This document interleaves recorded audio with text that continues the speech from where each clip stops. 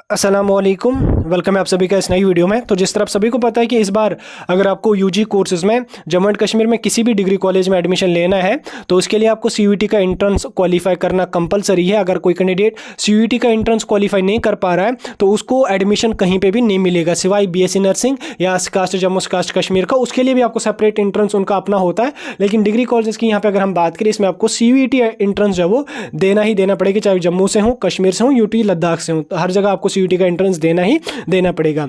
इस बीच सीयूईटी के बारे में तो मैंने बहुत सारे वीडियोस ऑलरेडी डाले हैं, चाहे आपको फॉर्म फिलिंग हो या टेस्ट पेपर सिलेक्शन हो, प्रोग्राम सिलेक्शन हो, वो सारा का सारा मैंने आपको ऑलरेडी समझा दिया है।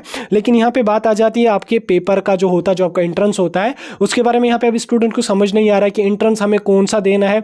जो हम फॉर्म फिलअप कर रहे हैं हमें कैसे पता चलेगा कि हमें कौन सा टेस्ट देना है? ये तो कॉमन है यार, अगर आप फॉर्म फिलअप कर रहे हो तो आपको पता होना चाहिए मुझे एंट्रेंस देना अगर है तो मुझे किसका एंट्रेंस यहाँ पे देना है। और उसके साथ साथ मैं पेपर का पैटर्न आपको बताऊंगा, कितने टाइप के पेपर्स आपके देने होंगे, और उसके साथ साथ जिनको मैक्सिमम सब्जेक्ट जो 3-4 सब्जेक्ट्स यहाँ पे सिलेक्ट कर रहे हैं उनको किस तरीके का पेपर यहाँ पे आपको देना पड़ेगा। इनके एक ही पेपर आपको सबका देना पड़ेगा या अगर आपको सेपरेट देना पड़ेगा तो वो किस तरह से आपका रहने वाला है। ये काफ़ी इंपॉर्टेंट कन्फ्यूजन है स्टूडेंट्स का। ये मैं इस वीडियो में आपको पूरा क्लियर करने की पूरी कोशिश करूंगा। वीडियो जितना भी लंबा हो जाएगा पूरा देख लेना, क्योंकि तभी मैं पूरा समझा सकूंगा आपको और आपको भी तभी पूरा समझ आ जाएगा। तो वीडियो को पूरा एंड तक देख लेना, चैनल को भी सब्सक्राइब कर देना और टेलीग्राम ग्रुप हमारा ज्वाइन कर देना, लिंक उसकी आपको डिस्क्रिप्शन में मिल जाएगी। तो चलिए वीडियो को शुरू कर लेते हैं और देख लेते हैं हमारा सीयूईटी का क्या यहाँ पे सीन रहने वाला है। तो यहाँ पे अगर हम टेस्ट की पैटर्न देखें, ये आपका सीबीटी मोड में रहने वाला है। उसके बाद यहाँ पे पैटर्न जो आपका रहने वाला है वो आपका ऑब्जेक्टिव टाइप क्वेश्चन आ जाएंगे। इसमें आपको थ्योरी लिखने की जरूरत नहीं है, रट्टा मारने की जरूरत नहीं है, आपको ऑब्जेक्टिव टाइप रहने वाला और कंप्यूटर बेस्ड ही रहने वाला। अब यहाँ पे आप बोर हो गए यार कंप्यूटर बेस्ड, ये तो पता नहीं क्या कंप्यूटर बेस्ड है। देखिए एग्जामिनेशन सेंटर्स आपके होंगे, आपको एग्जामिनेशन सेंटर पे जाना पड़ेगा। अब जो भाई सोच रहा है कि भाई सीबीटी मोड में है, ऑनलाइन टेस्ट होगा, मैं तो घर में बैठ के कहीं भी नकल वक्कर करके एक फोन से पेपर दे दूंगा, दूसरे फोन से क्वेश्चन सर्च करके आंसर निकाल के लगा दूंगा, ऐसा बिल्कुल भी नहीं होता। सेंटर्स होते हैं, जैसे बारामूला में है सेंटर, और उसके साथ साथ श्रीनगर में भी है सेंटर, बडगाम में भी है आई थिंक सेंटर, और साउथ कश्मीर में शायद पुलवामा में है सेंटर्स। एग्जामिनेशन सेंटर्स के बारे में मैं डिटेल में वीडियो डालूंगा, लेकिन बारामूला, श्रीनगर और बडगाम में तो इसका सेंटर है ही है, तो आपको वहां जाना पड़ेगा। वहां जाने के बाद आपको जो है वो एग्जामिनेशन सेंटर में जाना पड़ेगा। वहां आपकी स्क्रीन, आपको वहीं पे कंप्यूटर वगैरह मिलेंगे, तो उधर ही आपको जो है वो पेपर देना पड़ेगा। 4 ऑप्शंस होंगे, 4 में से आपको एक आंसर सेलेक्ट करना पड़ेगा। उस तरीके का जो सीबीटी मोड आपका रहने वाला है। ओवरऑल आपको घर में बैठ के टेस्ट नहीं देना पड़ेगा, आपको एग्जामिनेशन सेंटर में जाना पड़ेगा। इसको कहते हैं सीबीटी मोड में। और आपका जो इसमें क्वेश्चन आ जाएंगे वो आपको एमसीक्यू टाइप क्वेश्चन से आ जाएंगे, रट्टा मारने की जरूरत नहीं है, कहानियां उधर लिखने की जरूरत नहीं है। अब देख लीजिए मीडियम ऑफ पेपर जो आपका रहने वाला है वो 13 लैंग्वेजेस में यहाँ पे आपको आ जाएगा। लैंग्वेजेस आपको स्क्रीन पे दिख रही होंगी, आप यहाँ पे देख सकते हैं सारी लैंग्वेजेस यहाँ पे। इसमें उर्दू, इंग्लिश, तमिल, तेलुगु, मराठी वगैरह भी सब कुछ इसमें है। तो वो यहाँ पे आप देख, सॉरी मराठी तो नहीं है, ये मलयालम है। ये सारी लैंग्वेजेस यहाँ पे आपको देखने को मिलेगी। इन सारी लैंग्वेजेस में आप पेपर अपना दे सकते हैं। आप देख लीजिए यहाँ पे जो पेपर आपका आने वाला है, 3 टाइप्स के यहाँ पे आपको पेपर होंगे। देखिए 3 टाइप्स के जो पेपर होंगे वो किस तरह के होंगे। देखिए यहाँ पे अगर आप सिलेबस वाले ऑप्शन पे देख लोगे 3 टाइप्स के पेपर होंगे। एक आपका लैंग्वेज का पेपर होगा, एक आपका डोमेन का पेपर होगा, और एक आपका यहाँ पे जो है वो देखिए एक आपका लैंग्वेज का पेपर, एक डोमेन का पेपर और एक यहाँ पे जनरल टेस्ट आपको रहने वाले हैं। इनके 3 टाइप्स के टेस्ट यहाँ पे आपको रहने वाले हैं। अब देख लीजिए, अब आप कहोगे यार इसने तो बोला 3 टाइप के टेस्ट हैं, हमें 3 के 3 टेस्ट देने पड़ेंगे। नहीं, बिल्कुल ऐसा कुछ भी नहीं है। देखिए ये 3 टेस्ट डिपेंड करते हैं आप कौन से यूनिवर्सिटी में कौन सा कोर्स कर रहे हैं, उस पर यहाँ पे डिपेंड करता है कि आपको कितने टेस्ट देने पड़ेंगे। देखिए काफी सारी यूनिवर्सिटी जो है वो तीनों टेस्ट यहाँ पे मांग रही है। अगर आप सेंट्रल यूनिवर्सिटी देख लोगे उनमें कई सारी यूनिवर्सिटीज वो बोल रहे हैं कि भैया अगर आपको यहाँ पे एडमिशन लेना है इस कोर्स के लिए, हमें चाहिए जनरल टेस्ट भी आपका क्वालिफाई, लैंग्वेज टेस्ट भी आपका क्वालिफाई और डोमेन टेस्ट भी आपका क्वालिफाई। ये तीनों आपके क्वालिफाई हैं तो हम एडमिशन देंगे, नहीं है क्वालिफाई तो आप चले जाओ। लेकिन यहाँ पे अगर हम जम्मू एंड कश्मीर की बात करें, इसमें जितनी भी यूनिवर्सिटीज का मैंने देखा उनमें से मैक्सिमम यूनिवर्सिटीज को आपको सिर्फ और सिर्फ डोमेन टेस्ट देना पड़ेगा। मैक्सिमम यूनिवर्सिटीज में आपको मैक्सिमम सब्जेक्ट्स का डोमेन टेस्ट ही देना पड़ेगा।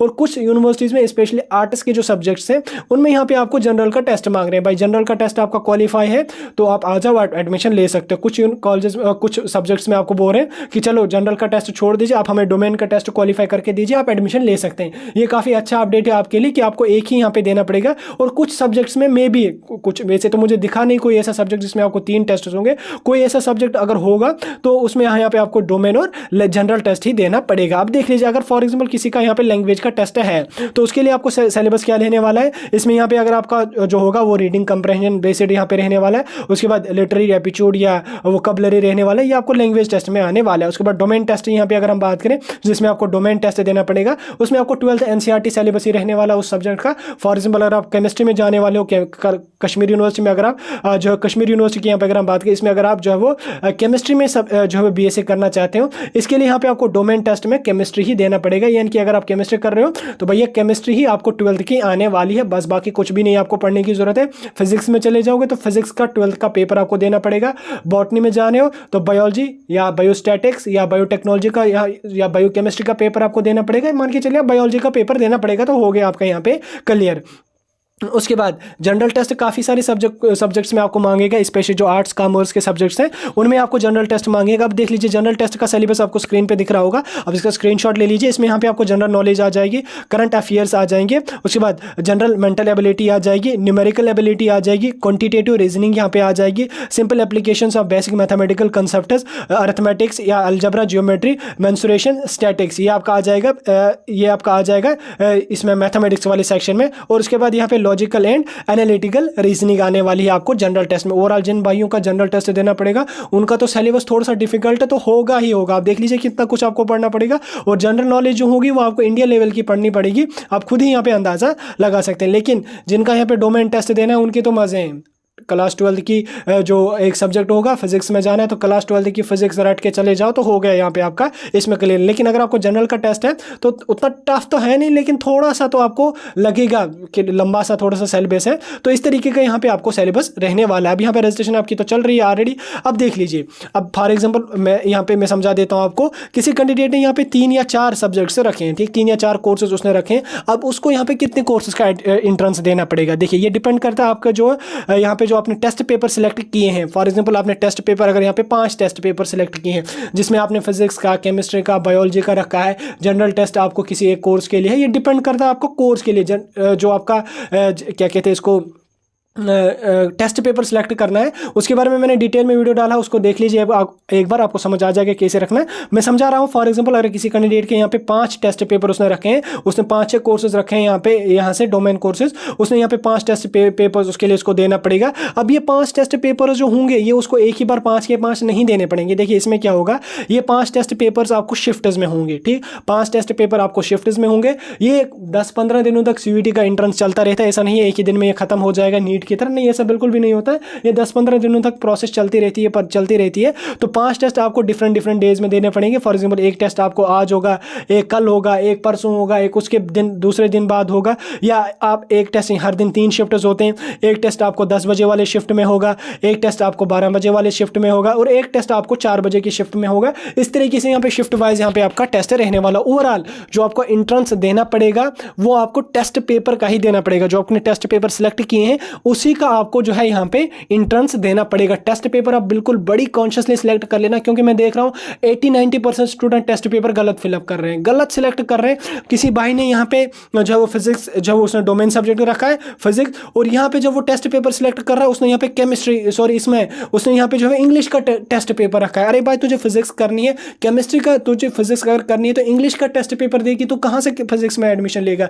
या फिजिक्स अगर तुमने यहाँ से रखी है तो यहाँ से तुमने रखा है जनरल टेस्ट, अब जनरल टेस्ट को क्या करना है फिजिक्स को, तो ऐसी गलती बिल्कुल भी मत कर लेना। जो मैंने डिटेल में वीडियो डाला है टेस्ट पेपर को सिलेक्ट करने के बारे में उसको जरूर एक बार देख लेना, और जो भी मैं वीडियोस CUET के बारे में अपलोड करूंगा वो डिटेल में जरूर एक बार देख लिया करो। पूरी की पूरी इंफॉर्मेशन मैं आपको दे रहा हूं, जितने भी कंफ्यूजन स्टूडेंट्स के होते हैं वो मैं पूरे के पूरे क्लियर करने की कोशिश। अब यहाँ पे बात आ जाती है कि आप कितने टेस्ट पेपर्स दे सकते हो। देखिए टेस्ट पेपर्स आप मिनिमम 1 दे सकते हो, मैक्सिमम आप यहाँ पे 10 टेस्ट दे सकते हो। आपकी मर्जी, आप 1 देना चाहो, 2 देना चाहो, 3 देना चाहो, मैक्सिमम आप 10 दे सकते हैं। 10 तक आपकी लिमिट है, 10 तक आप टेस्ट पेपर दे सकते हैं। 1 आपका मिनिमम रहने वाला है, मैक्सिमम आपकी 10 रहने वाला है। ये भी कन्फ्यूजन था स्टूडेंट्स का कि हम कितने टेस्ट पेपर दे सकते हैं, ये भी मैंने क्लियर करने की कोशिश की। तो चलिए फिलहाल वीडियो भी यहाँ पे 8-9 मिनट का हो गया, वीडियो को खत्म कर लेंगे। यहाँ पे CUET के बारे में कोई और कन्फ्यूजन होगा, किसी भी टॉपिक के बारे में कन्फ्यूजन होगा, कमेंट सेक्शन में बता दीजिए, मैं उसके बारे में डिटेल में वीडियो डाल के आपका कन्फ्यूजन क्लियर करने की कोशिश करूंगा।